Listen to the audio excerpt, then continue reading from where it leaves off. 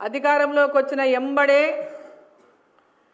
డిఏలను అన్నింటి కూడా వెంబడే చెల్లిస్తామని చెప్పి వాళ్ళు హామీ ఇచ్చి అధికారంలోకి వచ్చారు. అధికారంలోకి వచ్చి దాదాపు 19 నెలలు అవుతున్నా ఒక్క డిఏ ఇస్తామని చెప్పి ప్రకటించడం మరి రాష్ట్ర ప్రభుత్వానికి సిగ్గనిపిస్తలేదా, రాష్ట్ర ముఖ్యమంత్రి గారికి సిగ్గనిపిస్తలేదా అని చెప్పి నేను ప్రశ్నిస్తా ఉన్నా.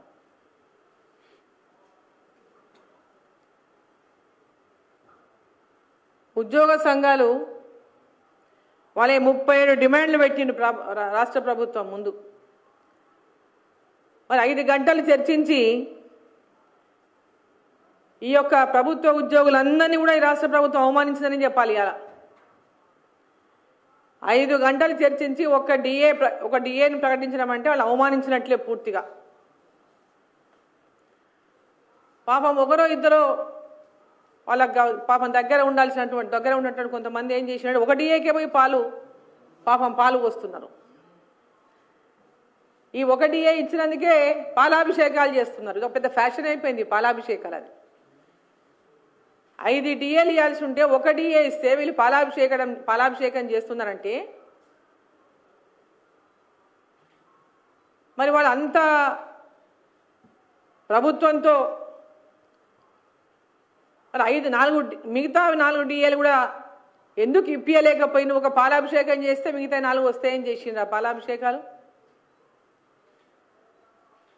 ఓసారి పాలాభిషేకం చేసినటువంటి గతంలో కూడా ఇట్లాంటి పాలాభిషేకాలు చేసి 10 ఏళ్ళు చేసి ఉద్యోగులకు ఒరిగిందేమీ లేదు.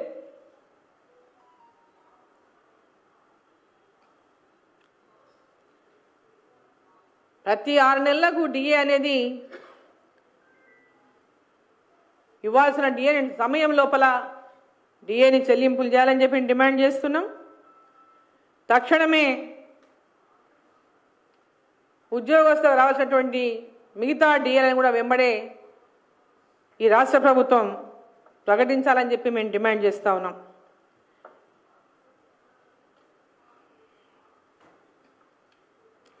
ఇప్పటి వరకేమో మొన్నటిదాకా హెల్త్ కార్డు అని ఇప్పుడేమో హెల్త్ ట్రస్ట్ అంటున్నారు. మళ్ళీ హెల్త్ కేర్ ట్రస్ట్. ఇప్పటిదాకా హెల్త్ కార్డు లేదుగా మళ్ళీ హెల్త్ కేర్ ట్రస్ట్తో మళ్ళీ ఒకసారి ఉద్యోగస్తులను మోసం చేయడానికి రాష్ట్ర ప్రభుత్వం కొత్తగా పేరు తీసుకొచ్చింది. మళ్ళీ ఒకసారి మోసం చేయడానికి సిద్ధమైపోయి హెల్త్ కేర్ ట్రస్ట్ అని ప్రకటించింది ఇవాళ. ఇక వీళ్ళ పరిపాలన విషయానికి వస్తే పర్సెంటేజీల పరిపాలన నడుస్తుంది తెలంగాణ రాష్ట్రంలో కాంగ్రెస్ ప్రభుత్వానికి.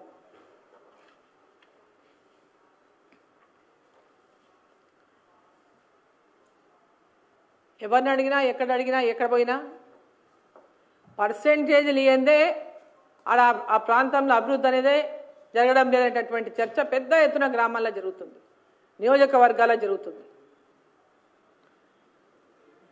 రాష్ట్ర ప్రభుత్వంలో కూడా ఏదైనా పెండింగ్ బిల్లులు రావాలంటే 30% పర్సెంటేజీలు చెల్లిస్తేనే పెండింగ్ బిల్లులు వస్తున్నాయి. పైనుంచి కింది దాకా 30% పర్సెంటేజీలు చెల్లించనిదే పెండింగ్ బిల్లులు వచ్చే సమస్య లేదు అనేటటువంటి పెద్ద చర్చ తెలంగాణలో జరుగుతూ ఉంది. వాళ్ళ మీరు ఏ నలుగురు జమైనా దాని గురించే మాట్లాడుకుంటున్నాం. ఆర్ఆర్ ట్యాక్స్ గురించి మొట్టమొదటనే వచ్చిన కొన్నాళ్ళకే ఫేమస్ అయింది తెలంగాణ ఆర్ఆర్ ట్యాక్స్ మీద. ఈరోజు పెద్ద ఎత్తున ఈ యొక్క పర్సెంటేజీలు వసూలు చేస్తూ కాంట్రాక్టర్లకు ఎవరికైతే సంవత్సరాలుగా బిల్లులు రాకుండా పనులు చేసి పెండింగ్ బిల్లులతోన ఆత్మహత్యలకు గుండెపోట్లకు లోనై చచ్చిపోతూ ఉంటే, పనులు చేసి బిల్లులు రాక సర్పంచులు ఆత్మహత్యలు చేసుకుంటూ ఉంటే మరి రాష్ట్ర ప్రభుత్వానికి కళ్ళకు కనిపిస్తలేదు, చెవులకు వినిపిస్తలేదు.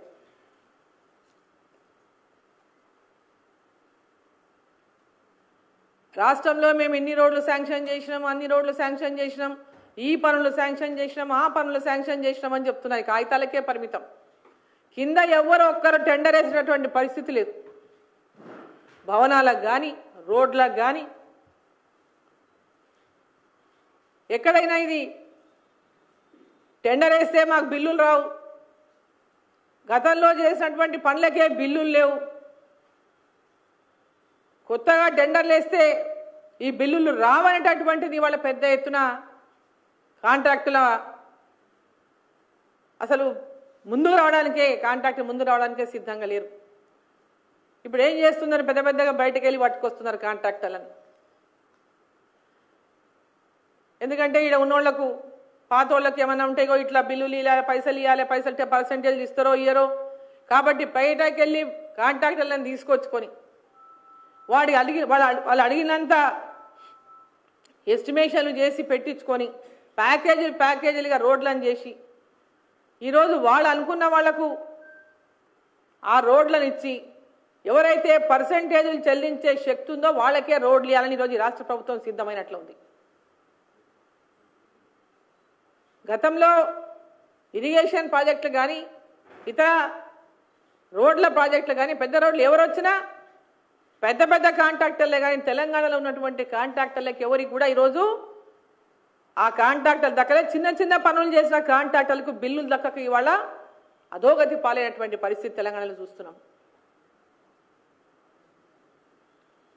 మేమే ఈరోజు చూసినాం, ఏదో జిల్లా ఒక ప్యాకేజీ, పార్లమెంట్ ఒక ప్యాకేజీ, మొత్తం వచ్చే 2 ఏళ్లలో రాష్ట్రంలో ఉన్నటువంటి రోడ్లన్నింటినీ కూడా ఎక్కడెక్కడ ఏ గ్రామాలకైతే రోడ్లు లేవో వాటికి అంతా కూడా నిర్మాణం చేస్తాం. చాలా సంతోషం. ఎందుకంటే రాష్ట్రంలో రోడ్ల పరిస్థితి అధ్వాన్నంగా ఉంది. కేంద్ర ప్రభుత్వం ఇచ్చినటువంటి రోడ్లు తప్పితే రాష్ట్ర ప్రభుత్వం ద్వారా రోడ్ల నిర్మాణమే జరగటం లేదు. కేంద్ర ప్రభుత్వం ఇచ్చే నిధులతోనే రోడ్లు తయారవుతున్నాయి తప్ప ఎన్హెచ్లు కానీ, ఆర్ఎండ్బి కానీ, పిఎంజిఎస్వై కానీ, సిఆర్ఎఫ్ఐ కానీ ఇవన్నీ కేంద్ర ప్రభుత్వ నిధులతోన నిర్మాణం అవుతున్నటువంటి రోడ్లు తప్పితే రాష్ట్ర ప్రభుత్వం ద్వారా నిర్మాణం అవుతున్నటువంటి రోడ్లే ఈరోజు కనపడనటువంటి దుస్థితి ఉన్నది. మరి ఈరోజు రాష్ట్ర ప్రభుత్వం రోడ్ల నిర్మాణానికి నిధులు ఇస్తామని పెద్ద ఎత్తున చెప్పారు.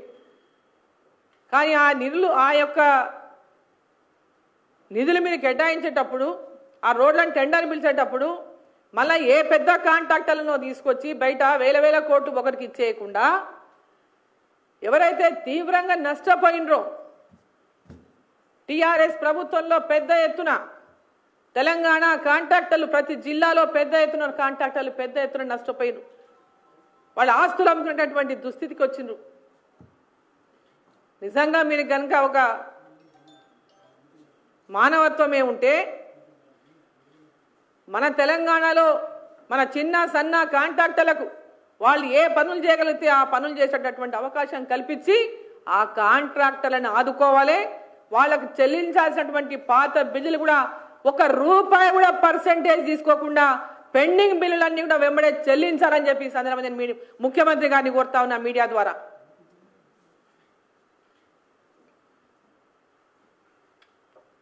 ఈరోజు పెద్ద ఎత్తున ప్రచారం జరుగుతుంది. రాష్ట్రంలో ఒక ముఖ్య నాయకుని పేరు పైనుంచి కింది దాకా పర్సెంటేజ్ల వసూలు, కుటుంబం అంతా కూడా పర్సెంటేజ్ వసూలు చేస్తున్నటువంటి పేరుంది. కేసీఆర్ని గద్దెదించిందే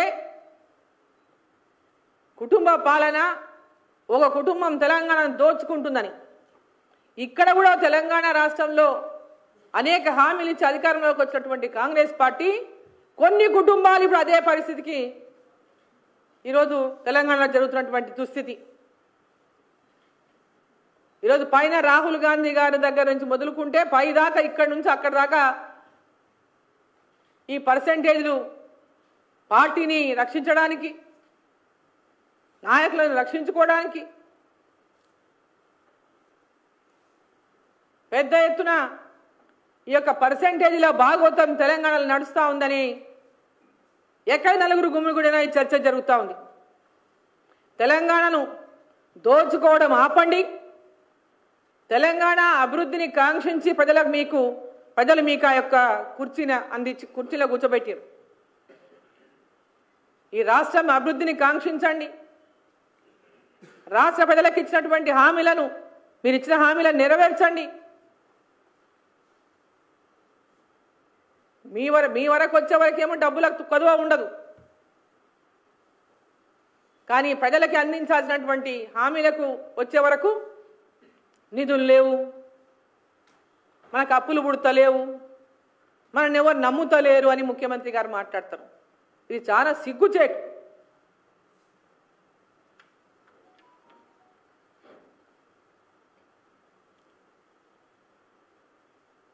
ఇప్పుడు మొత్తం ఒకప్పుడు మనకు ఇప్పుడు కూడా రాష్ట్రంలో చూస్తే ఫుడ్ చైన్స్ కనబడతాయి.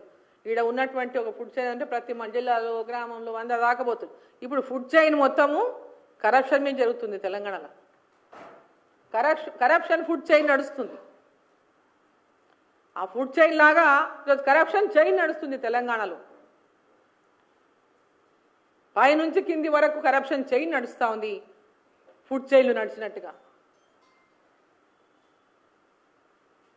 రాష్ట్ర ప్రభుత్వం ముఖ్యమంత్రి గారు జిల్లా పైన కూడా, సొంత జిల్లా పైన, ఉమ్మడి జిల్లా పైన దృష్టి పెట్టాల్సినటువంటి అవసరం ఉన్నది. నిన్న పెద్ద ఎత్తున అలంపు నియోజకవర్గం పెదదనవాడ గ్రామానికి చెందినటువంటి అనేక మంది రైతులు ఇథనాల్ ఫ్యాక్టరీ మీద పెద్ద ఎత్తున వాళ్ళు ఆ ఫ్యాక్టరీని అక్కడ వేయకూడదనేటటువంటి నినాదంతో పెద్ద ఎత్తున ఉద్యమాలు చేస్తున్నారు. రాష్ట్రంలో ఉన్నటువంటి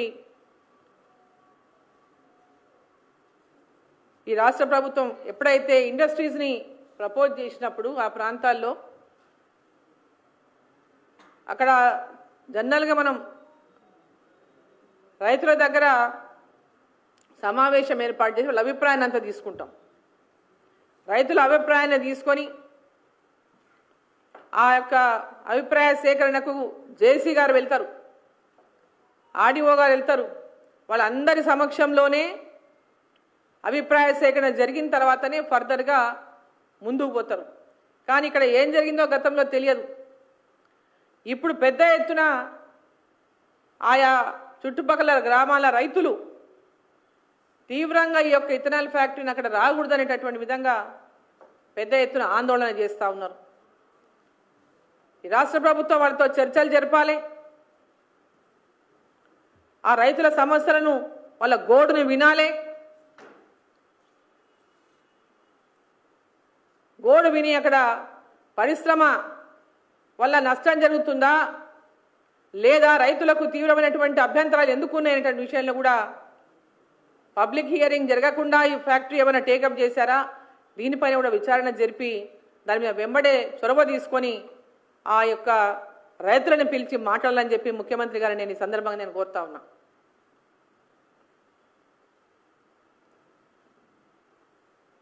అదేవిధంగా ఇరిగేషన్ ప్రాజెక్టులు కూడా చాలా నత్తనడక నడుస్తున్నాయి. పాలమూరు జిల్లాలో పెండింగ్లో ఉన్నటువంటి పనులు కానీ ప్రాజెక్టుల కింద పెండింగ్లో ఉన్న పనులు నత్తనడక నడుస్తున్నాయి.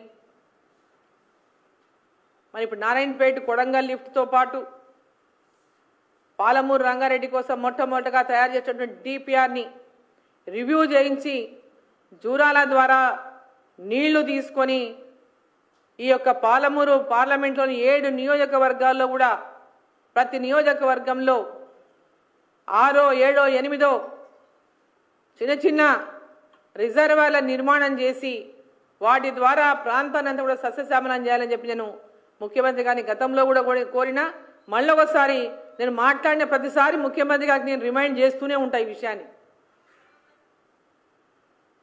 నేను మన పత్రికలో చదివిన ఒక వార్త, గుడ్డెందొడ్డి నెట్టంపాడు కింద ఉన్నటువంటి గుడ్డెందొడ్డి యొక్క రిజర్వాయర్ యొక్క కెపాసిటీ పెంచుతున్నట్టు,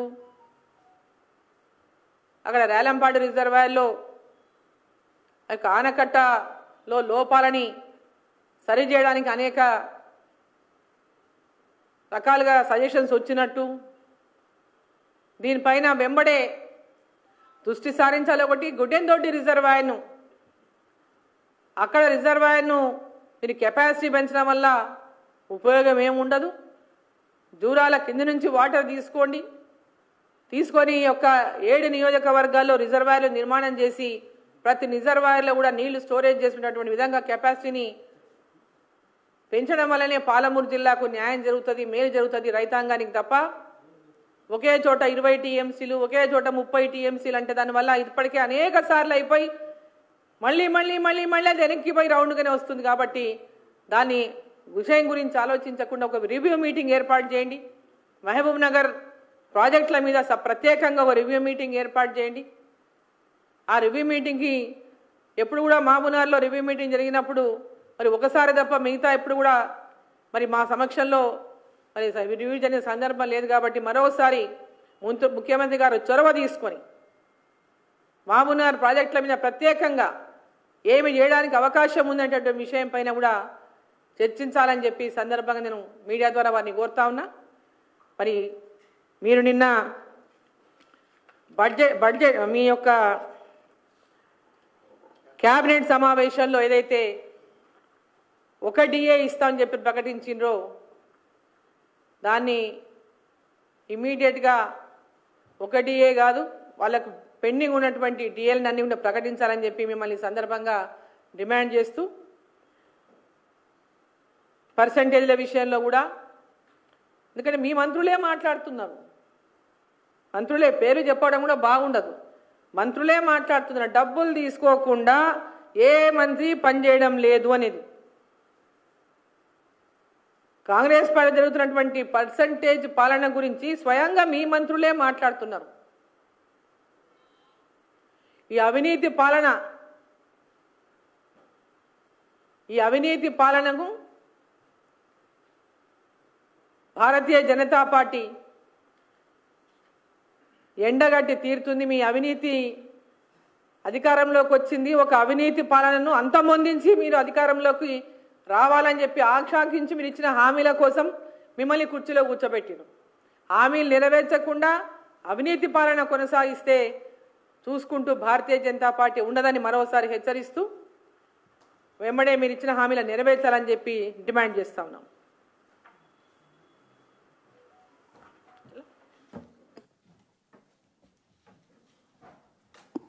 Any questions?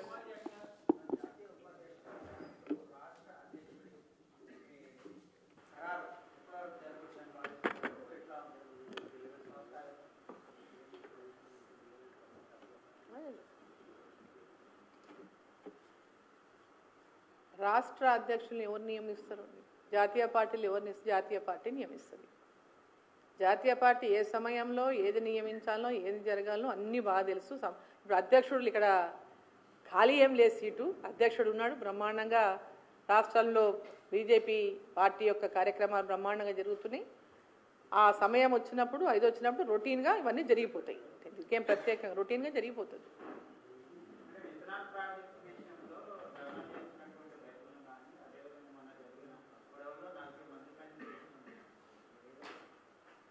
రైతుల మీద కేసులు నమోదు చేయడం అంటే ఈ ప్రభుత్వం రైతుల ప్రభుత్వం అని చెప్తుంది కదా, వాళ్ళని ఎమ్మడే పిలిపించి ఎందుకు వాళ్ళు అక్కడ అభ్యంతరం వ్యక్తం చేస్తున్నారో ఫస్ట్ తెలుసుకోవాల్సిన బాధ్యత రాష్ట్ర ప్రభుత్వం మీద ఉంది. కేసు పెట్టడం కాదు. కేసులు ఎవరు పెట్టించును కేసులు? అక్కడ ఆ కంపెనీకి ఎవరైతే మద్దతు పలుకుతుంటారో వాళ్ళు పెట్టించుంటారు. ఎవరైతే పర్సెంటేజ్లు తీసుకున్నారో ఇక మనం డైరెక్ట్గా పేర్లు చెప్పాల్సి వస్తే బాగుండదు. ఇండైరెక్ట్గా ఈ ప్రభుత్వమే పర్సెంటేజ్ల ప్రభుత్వం. ఆ కంపెనీల ద్వారా అక్కడ ఎవరన్నా రూలింగ్ పార్టీ వాళ్ళు పర్సెంటేజ్ తీసుకొని రైతులైనా ఒత్తిడి తీసుకొస్తుండవచ్చు. వాళ్ళ ఆరోపణ అదే ఉన్నది అక్కడ లోకల్గా. ఇప్పుడు ఇమ్మీడియట్గా ముఖ్యమంత్రి గారు గతంలో ఈ యొక్క ఇథనాల్ ఫ్యాక్టరీని అక్కడ ప్రపోజ్ చేసినారు. ఓకే, పబ్లిక్ హియరింగ్ జరిగిందా జరగలేదా? రైతులందరూ ఆ రోజు ఒప్పుకున్నారా ఒప్పుకోలేదా? ఒప్పుకునింటే ఈరోజు ఎందుకు వ్యతిరేకిస్తున్నారు? ఒప్పుకోకుంటే ఫ్యాక్టరీ ఎట్లా చేసినారు? దీని మీద విచారణ చేయాల్సిన బాధ్యత రాష్ట్ర ప్రభుత్వానికి.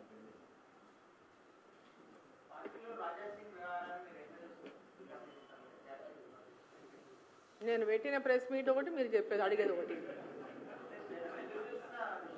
లేదు, మీరు రాష్ట్ర ప్రభుత్వం గురించి అడగండి చెప్తా. మా పార్టీ ఇంటర్నల్ మా పార్టీ విషయాల గురించి ఎందుకు చెప్పండి. రాష్ట్ర ప్రభుత్వం గురించి అడగండి చెప్తా. నిన్న ముఖ్యమంత్రి గారు ఇంకా ఏమేమన్నా లోపల ఏమైనా జరిగినాయి మాకు తెలియని ఏమైనా ఉంటే అడగండి. 5 గంటలు ఏం చర్చ జరిగింది? మరి మీరు అటువంటివి తీయాలి బయటికి. 5 గంటల చర్చ ఏం చేసిండ్రు? ఇంకా డిఏ గురించేనా? 5 గంటలు మేమనుకున్నాము లోకల్ బాడీ ఎలక్షన్స్ పెట్టేస్తాడేమో ఎమ్మడే అనుకున్నాం. అటువంటి వార్త వస్తుందేమో, బ్యానర్ అయితే అనుకున్నాం. ఏది లేదు. కాళేశ్వరం మీద ఏమైనా రిపోర్ట్ వచ్చిందేమో అదేమైనా బయటపెడతాడేమో అనుకున్నాం. అది లేదు. రైతు భరోసా పాపం ఎంబడే ప్రకటిస్తాడేమో అనుకున్నాము. అది లేదు. పోనీ ఇప్పుడు ఈ 500 రూపాయలు ప్రతి బోనస్ ఉంది రైతుకు, అదేమన్నా నిన్న రిలీజ్ చేసిండేమో ప్రకటిస్తాడేమో అనుకున్నాం, అది లేదు. ఏడా బోనస్ ఇప్పటిదాకా ఇవ్వలేదు. కొనుగోలు కేంద్రాల్లో కొన్నటువంటి ధాన్యానికి ఇప్పటిదాకా బోనస్ ఇవ్వలేదు. ఇంకా ఎంత ఇచ్చిండ్రు, ఎంత పెండింగ్ ఉందో వాళ్ళు చెప్పాలి. ఇప్పుడు ఎంతమందికి ఇచ్చిండ్రు, ఎంతమంది రైతులకు వీళ్ళు బోనస్ ఇచ్చిండ్రు, ఇంకా ఎంతమందికి పెండింగ్ ఉన్నది, ఎన్ని కోట్లు ఇచ్చిండ్రు, ఇంకా ఎన్ని కోట్లు ఇవ్వాలి. మాకున్న సమాచారం ఇంకా ప్రారంభమే కాలేదు బోనస్ ఇవ్వటం.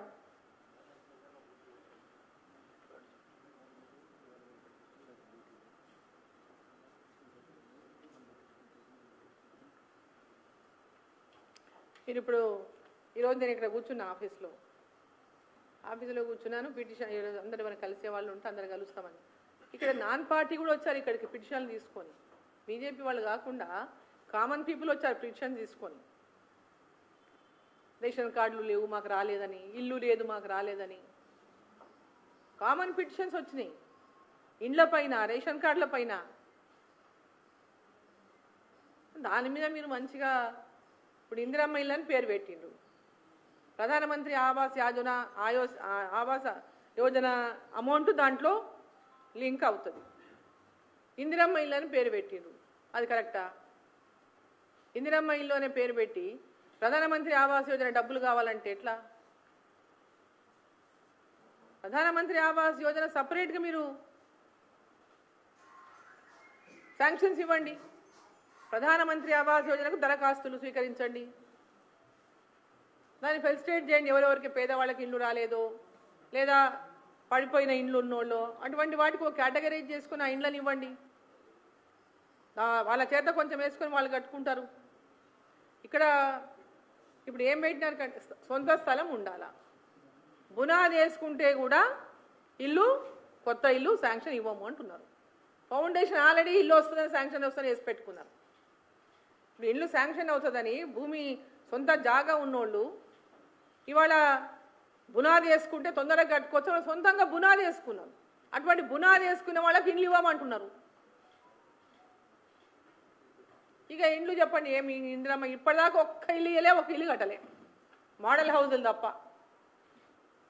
ఇప్పటిదాకా ఇంకా శాంక్షన్లే పూర్తి కాలేదు అంటున్నారు. సో ఇందిరమ్మ ఇండ్లది కూడా వాళ్ళ ఇందిరమ్మ కమిటీలలో కాంగ్రెస్ పార్టీ వాళ్ళు రికమెండ్ చేసిన వాళ్ళకి ఇండ్లు ఇస్తున్నారని ఇప్పుడు కంప్లైంట్ తీసుకొని వచ్చిండు ఒక సామాన్యుడు. ఇందిరమ్మ ఇండ్లలో కేవలం కాంగ్రెస్ పార్టీ వాళ్ళు చెప్పిన వాళ్ళకి ఇస్తున్నారు, మాకు ఎవరు లేరు, మాకు ఏ పార్టీతో సంబంధం లేదు, మాకు ఇల్లు రాలేదని వచ్చిండు. మాకు ఇల్లు లేదు ఉండడానికి. సో ఇందిరమ్మ కమిటీ అని కాంగ్రెస్ పార్టీ నాయకులతో కమిటీ వేసుకుంటే అది నిష్పక్షపాతం ఎట్లయితే చెప్పండి. పేదవాళ్ళకి ఎవరైతే నిరుపేదలు ఉంటారో వాళ్ళకి ఫస్ట్ ప్రయారిటీ కింద ఇండ్లు ఇవ్వండి. నిరుపేదలకు ఫస్ట్ ప్రయారిటీ కింద ఇండ్లు ఇవ్వకుండా పార్టీ సజెస్ట్ చేసినటువంటి టిక్కులు కొట్టినటువంటి వాళ్లకు ఈరోజు శాంక్షన్లు ఇచ్చి ఊళ్ళో 100-150 దరఖాస్తులు వస్తే దాంట్లో మీరు వెరిఫికేషన్ చేసి లిస్టు ఫైనల్ చేస్తే ఆ లిస్టులో 100-120 ఇండ్లు ఉంటే 10 ఇండ్లు 20 ఇండ్లు ఇస్తున్నారు. ఆ 10 ఇండ్లు 20 ఇండ్లు ఏం చేస్తున్నారు? వాళ్ళ కార్యకర్తలు చెప్పిన వాళ్లకు, వాళ్ళ పార్టీలో ఉన్నటువంటి వాళ్ళకి ఇస్తున్నారు అనేటువంటి పెద్ద జరుగుతున్న తతంగమే అది. నిరుపేదలకు ఇవ్వండి. మొదటి దశ అన్నప్పుడు మొదటి దశలో నిరుపేదలకు ఇవ్వండి అంతే తప్ప ఇందిరమ్మ కమిటీ వేసి కమిటీలో కాంగ్రెస్ కార్యకర్తలను పెట్టుకొని అదే వాళ్ళ ఇంట్లో నుంచి వచ్చే డబ్బులు కావు కదా.